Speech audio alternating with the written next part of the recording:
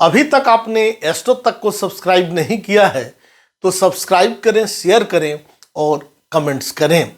29 या 30 अक्टूबर कब है धनतेरस का पर्व? जानिए धनतेरस की सही तारीख, पूजा मुहूर्त और महत्व। नमस्कार, मैं हूं डॉक्टर श्रीपति त्रिपाठी। दीपावली का पर्व 5 दिनों का होता है, जिसकी शुरुआत धनतेरस से होती है और भाई दूज को समाप्त होता है। धनतेरस का पर्व हर वर्ष कार्तिक मास के कृष्ण पक्ष की त्रयोदशी तिथि पर मनाया जाता है। धनतेरस के दिन आयुर्वेदिक चिकित्सा पद्धति के जनक भगवान धन्वंतरी के साथ माता लक्ष्मी और कुबेर देवता की पूजा अर्चना की जाती है और इस त्योहार के अगले दिन छोटी दीपावली या नरक चतुर्दशी का पर्व मनाया जाता है। शास्त्रों के अनुसार भगवान धन्वंतरी की पूजा उपासना करने से आरोग्य की प्राप्ति होती है और व्यक्ति ऊर्जावान रहता है। लेकिन साल 2024 में धनतेरस को लेकर बहुत असमंजस की स्थिति बनी हुई है। कुछ लोगों का कहना है कि धनतेरस का पर्व 29 अक्टूबर को मनाया जाएगा, तो कुछ लोग 30 अक्टूबर को यह पर्व मनाएंगे। इसीलिए आज हम आपको इस दुविधा को धनतेरस की सही तिथि के बारे में इस वीडियो के माध्यम से बता रहे हैं। धनतेरस का महत्व क्या है? आपको बता दें कि धार्मिक मान्यताओं के अनुसार धनतेरस यानी कार्तिक मास की त्रयोदशी तिथि को समुद्र मंथन के दरमियान भगवान धन्वंतरी अमृत कलश लेकर प्रकट हुए थे। इस वजह से इस तिथि को धनतेरस या धन त्रयोदशी तिथि के नाम से जाना जाता है। मान्यताओं के अनुसार भगवान धन्वंतरी को भगवान विष्णु के अंशावतार के रूप में जाना जाता है। इस दिन पर भगवान धन्वंतरी के साथ विष्णु प्रिया माता लक्ष्मी, धन के देवता कुबेर और मृत्यु के देवता यमराज की पूजा का विधान है।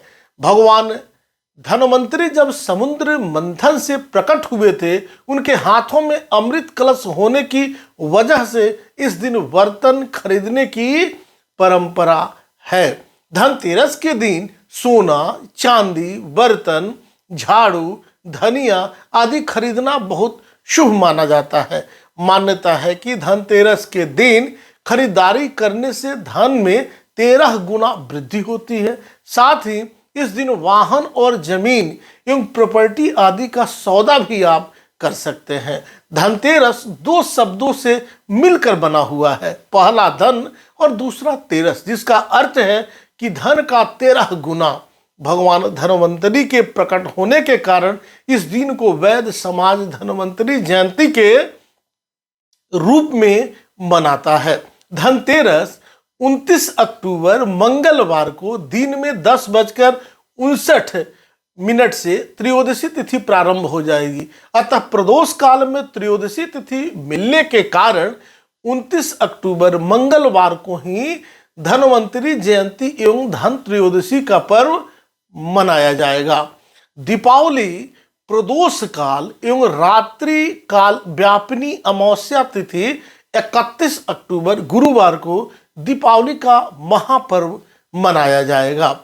लक्ष्मी पूजन के लिए 3 सबसे बेहतर शुभ मुहूर्त हैं। पहला है वाणिज्यिक प्रतिष्ठान आदि में यदि दिन में ही पूजन करना हो तो स्थिर लग्न कुंभ लग्न है 1:33 से 3:04 के मध्य। दूसरा है सर्वोत्तम प्रदोष काल मुहूर्त स्थिर लग्न वृष में 6:11 से लेकर 8:08 के बीच।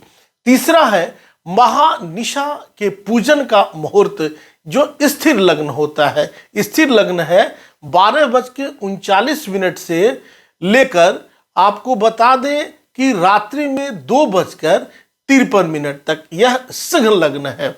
आइए जानते हैं कि धनतेरस पूजा का शुभ मुहूर्त क्या है। 29 अक्टूबर को गोधूली काल शाम में 6:31 से शुरू होकर रात्रि में 8:31 तक रहेगा। धनतेरस की पूजा के लिए आपको 1:42 का सुंदर समय मिलेगा।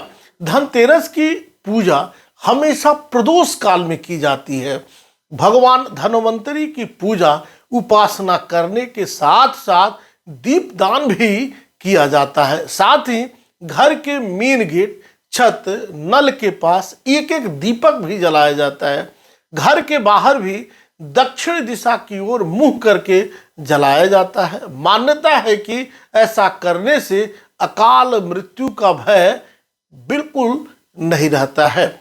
धनतेरस खरीदारी का शुभ मुहूर्त नोट कर लीजिए। पहला खरीदारी का मुहूर्त है धनतेरस के दिन त्रिपुष्कर योग बन रहा है। इस योग में खरीदारी करना बहुत शुभ रहेगा। यह योग सुबह 6:31 से अगले दिन तक 10:31 पर रहेगा। इस योग में की गई खरीदारी करने से चीजों में 3 गुना ज्यादा वृद्धि होती है। दूसरा खरीदारी का जो मुहूर्त है वह है धनतेरस के दिन अभिजीत मुहूर्त में बन रहा है और इस योग में खरीदारी करने से शुभ फल की प्राप्ति होगी। 29 अक्टूबर के दिन 11:42 से दोपहर 12:27 के बीच खरीदारी करें।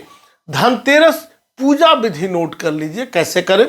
धनतेरस के दिन ब्रह्म मुहूर्त में स्नान ध्यान से निवृत्त होकर मंदिर में जाएं और अपने बाएं हाथ में जल भरकर खुद पर और अपने आसपास छिड़के। इसके बाद उत्तर दिशा की तरफ एक चौकी रख लें और उस पर लाल कपड़ा बिछा लें।